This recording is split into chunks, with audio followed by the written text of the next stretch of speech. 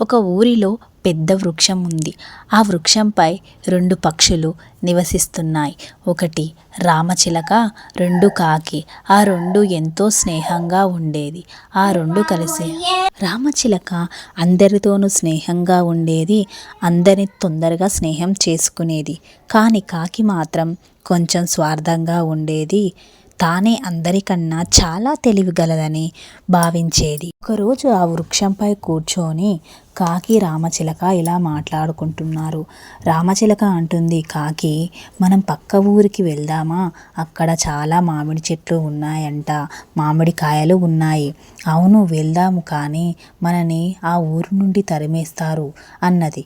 రామచిలక మాత్రం మనం మంచి పనులు చేస్తే మనని ఎవ్వరూ తరిమేయరు అని చెప్తుంది. నేను ఎప్పుడూ మంచి మాటలు చెప్తాను, మనం అందరితోనూ సరదాగా ఉండాలని అంటాను, నువ్వు మాత్రం వినవు అనగానే కాకి రామచిలక మాటలు పెడచెవున పెట్టింది.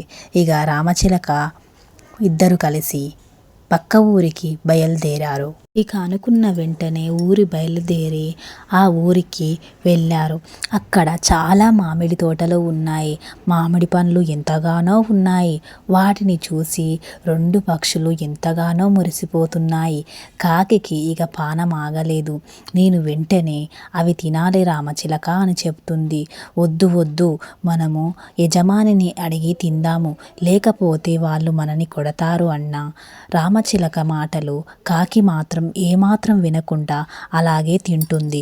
అది చాలా తప్పు, అది దొంగతనం కింద వస్తుంది, చెప్పింది విను మిత్రమా అన్నా కానీ కాకి మాత్రం వినలేదు. అలా రామచిలక అంటుండగానే యజమాని వచ్చాడు. ఒక కర్ర పట్టుకొని కాకిని కొడుతున్నాడు. బాధతో కాకి అరుస్తుంది, మిత్రమా నన్ను కాపాడవా, మిత్రమా నన్ను కాపాడవా అని అంటుంది.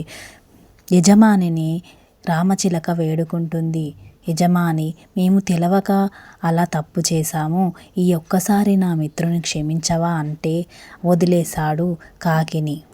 ఆ రోజు సాయంకాలం కాకి చెట్టు కింద కూర్చొని చింతిస్తుంది, బాధపడుతుంది.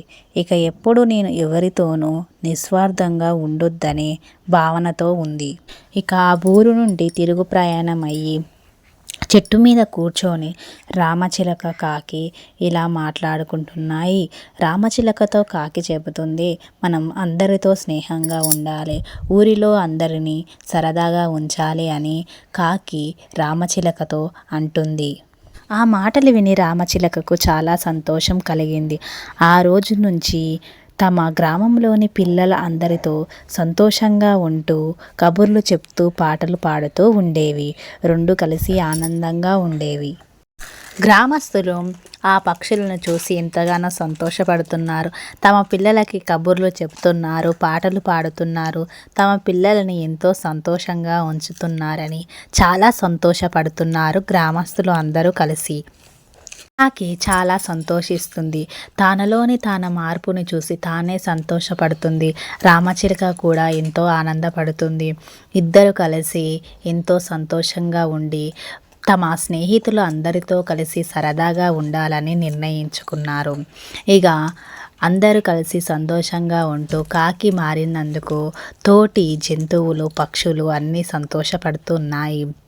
ఈ కథ ద్వారా మనకు తెలిసింది ఏమనగా, మంచి మనసు, అందరినీ కలగలుపుకునే గుణం ఉంటే మన మనస్సు ప్రశాంతంగా ఉంటుందని తెలుస్తుంది. చూసారుగా ఫ్రెండ్స్, ఈ కథ నచ్చినట్టయితే లైక్ చేయండి, షేర్ చేయండి. ఇలాంటి మంచి మంచి కథలు వినాలంటే నా ఛానల్ని సబ్స్క్రైబ్ చేసుకోండి. Thank you friends, bye bye.